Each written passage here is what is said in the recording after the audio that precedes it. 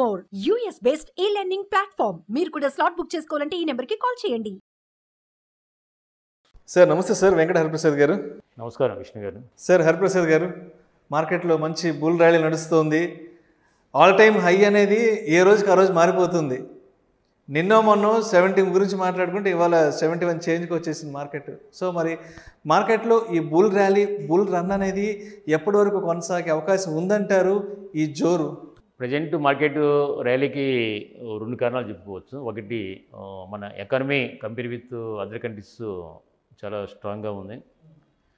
రెండోది, funds flow ఎక్కువ ఉంది. అంటే ఫండ్స్ ఫ్లో మ్యూచువల్ ఫండ్స్ ద్వారా, మ్యూచువల్ ఫండ్స్ వల్ల every month around 15,000 to 20,000 crores mutual ఫండ్స్లో ఇన్వెస్ట్ చేస్తున్నారు పబ్లిక్. ఆ మ్యూచువల్ ఫండ్స్ ఇన్ టర్న్ దేని ఇన్వెస్టింగ్ ఇన్ స్టాక్ మార్కెట్.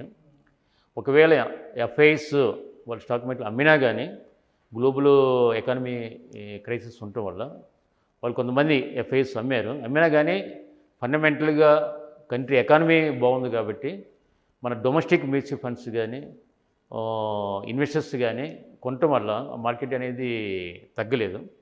ఇంతకుముందు అంటే అరౌండ్ ఐ కెన్ సే 95-2000 మధ్య ఎక్కువ ఎఫ్ఐస్ ప్రాబ్లం ఎక్కువ ఉండేది. వాళ్ళు ఎఫ్ఐస్ కనుక ఎక్కువ కొంటే మార్కెట్ పెరిగేది, అమ్మితే మార్కెట్ తగ్గేది. కానీ ఇప్పుడు మన డొమెస్టిక్గా కూడా ఇన్వెస్టర్స్ నెంబర్ పెరిగింది, అలానే మ్యూచువల్ ఫండ్స్ పెరిగినాయి. మ్యూచువల్ ఫండ్స్లో పెట్టే ఇన్వెస్టర్స్ పెరిగారు. ఒకవేళ ఎఫ్ఐఎస్ డెసిషన్ వాళ్ళు అమ్మినా కానీ మన డొమెస్టిక్ మ్యూచువల్ ఫండ్స్ ఇన్వెస్టర్స్ కొనటం వల్ల మార్కెట్ అనేది పడట్లేదు. So that is one reason. Second reason, ఈ 2 రీజన్స్ వల్ల మన stock market is doing very well.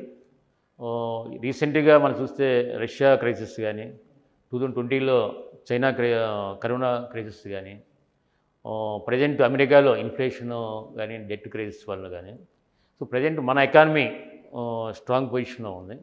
అందువల్ల ఎక్కువ మంది ఎఫ్ఐఎస్ కూడా మన ఇండియన్ మార్కెట్లో ఇన్వెస్ట్ చేస్తున్నారు.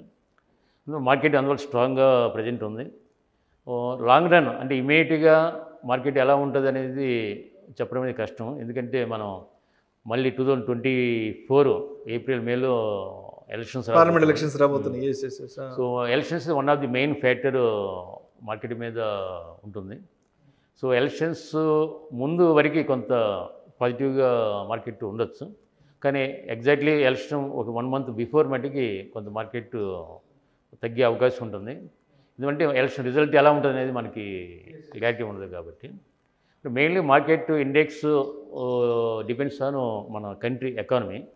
సో ఎకానమీ బాగున్నంతకాలం, సెక్టర్ ఎక్కువ సెక్టర్స్ బాగున్నంతకాలం, ఫండ్స్ ఫ్లో బాగున్నంతకాలం ఎక్కువ మార్కెట్లోకి ఇండెక్స్ ముందుకెళ్ళే అవకాశం ఉంది.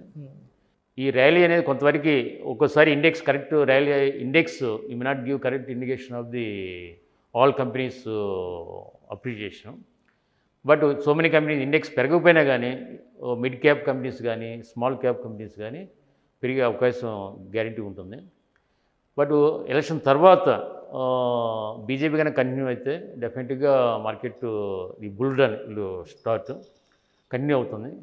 కాంగ్రెస్ కానీ గవర్నమెంట్కి వస్తే మటుకు డెఫినెట్ కొంతవరకు మార్కెట్ కరెక్షన్ అయ్యి డల్ అయ్యి మార్కెట్ నెగిటివ్ ట్రెండ్ ఒక ఫ్యూ మంత్స్ కంటిన్యూ అవ్వచ్చు. బట్ లేటరు కంట్రీ ఎకానమీని బట్టి, కంట్రీ ఎకానమీ బాగుంటే డెఫినెట్గా ఇండెక్స్ పెరిగే అవకాశం ఉంటుంది. ఓవరాల్గా మన ఇండియన్ ఎకానమీ స్ట్రాంగ్గా ప్రజెంట్ ఉంది.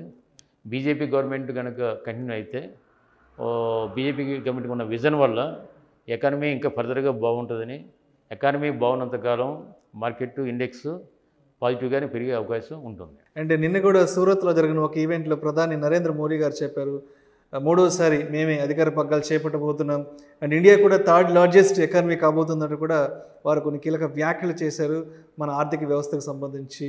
సో మరి వారు చేసిన వ్యాఖ్యలను దృష్టిలో పెట్టుకొని అండ్ మార్కెట్స్ ఇంకా ఎంత అగ్రెసివ్గా వెళ్తాయి అండ్ ఈ ఆపర్చునిటీ నుంచి మనం ఎటువంటి అవకాశాలని మార్కెట్ నుంచి తీసుకోవచ్చు అంటారు? మోడీ గారిని ఒక పొలిటికల్గా పాలిటిక్స్ పక్కన పెడితే పర్సనల్గా మోడీ గారు ఇంటెన్షన్ నేను డెఫినెట్గా నమ్ముతాను. హ్యావింగ్ గుడ్ ఇంటెన్షన్, కంట్రీని ఒక ముందుకి ఆర్థికంగా కానీ సోషల్గా కానీ ఎకనామిక్గా కానీ ముందు తీసుకెళ్ళాలనే ఇంటెన్షన్ ఉందని ఇది నమ్ముతాను. 2014 నుంచి కూడా మనం చూస్తే మోడీ గారు అనేక దేశాలకి విజిట్ చేసి మన ఇండియన్ వాళ్ళ సత్సంబంధాలకు పెంపొందించి economic growth point of view బాగా కృషి చేశారు. సో మోడీ గారు థర్డ్ టైం కనుక రావడానికి కూడా ఎక్కువ అవకాశాలు ఉండొచ్చు. వచ్చే డెఫినెట్గా మనం అతను విజన్తో ఇప్పుడు 10 years చేసిన డెవలప్మెంట్, ఈ 10 yearsలో ఈ creative one foundation in India infrastructure. ఇది ఫర్దర్గా నెక్స్ట్ 5 years కనుక మోడీ గవర్నమెంట్ వస్తే డెఫినెట్గా ఫౌండేషన్ అనేది టైం ఎక్కువ తీసుకుంటుంది. దాని మీద ఫర్దర్గా గ్రోత్ అనేది ఈజీగా ఉంటుంది. Economy another 5 years Modi government ఉంటే గ్యారంటీగా బాగుంటుంది అనే నమ్మకం. ఎకానమీ కనుక బాగుంటే అన్ని కంట్రీస్ కూడా ఇండియాకి వస్తాయి. ఆల్ కంట్రీస్ ఎఫ్ఐఎస్ కానీ అదర్ ఫండ్స్ కానీ మన ఇండియన్ మార్కెట్లో ఇన్వెస్ట్ చేసే అవకాశం ఉంటుంది. ఎప్పుడైతే అదర్ కంట్రీస్ ఫండ్స్ కనుక ఇన్వెస్ట్ చేస్తే స్టాక్ మార్కెట్లో న్యాచురల్గా మార్కెట్ ముందుకు వెళ్ళే అవకాశం ఉంటుంది. సో అయితే ప్రస్తుతానికి మార్కెట్స్ అంతా ఆల్ టైమ్ హైలో ఉన్నాయి కాబట్టి మరి రిటైల్ ఇన్వెస్టర్స్ అనేవాళ్ళు మార్కెట్ ఆల్ టైమ్ హైలో ఉన్నప్పుడు ఎటువంటి డెసిషన్ మేకింగ్ తీసుకోవాలి అంటే డూస్ అండ్ డోనట్స్ ఏముంటాయి ఈ టైంలో? ఎక్కువ మార్కెట్ హై ఉన్నప్పుడు ఎక్కువ మంది ఇన్వెస్టర్స్ వస్తారు. మార్కెట్ హైగా ఉన్నప్పుడే, ఇండెక్స్ ఎక్కువగా ఉన్నప్పుడే రిటైల్ ఇన్వెస్టర్స్ చాలా జాగ్రత్తగా ఉండాలి. సో నా 37 years అనుభవం ఏంటంటే ఎవరు కూడా బేసిక్గా స్పెక్యులేషను లేకపోతే డే ట్రేడింగ్ అనేది చేయొద్దని చెబుతాను. నాకు తెలిసినంతవరకు ఎవరు కూడా డే ట్రేడింగ్లో కానీ స్పెక్యులేషన్ కానీ ఎవరు ఇంతవరకు సంపాదించలేదు. కాకపోతే ఈ రీసెంట్గా టెక్నాలజీ పెరగడం వల్ల ఆల్గరిథం అలా టెక్నాలజీ వల్ల కొంతమంది ఆ టెక్నికల్గా గ్రాఫ్స్ ద్వారా కొంతమంది సంపాదించి ఉండవచ్చు. బట్ ఓవరాల్గా మై సజెషన్ గ్యామ్లింగ్ లాంటి కానీ డే ట్రేడింగ్ కానీ స్పెక్యులేషన్ కానీ చేయకూడదు. ఎప్పుడైతే మార్కెట్ బాగా పెరిగిందో ఇండెక్స్ కొన్ని సెలెక్టివ్గా మనం కన్జర్వేటివ్గా అప్రోచ్ ఉండాలి.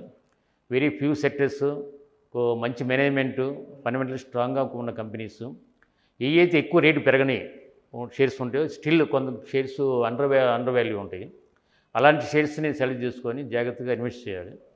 So we should not go along with market. Thank you so much Venkata Hariprasad గారు.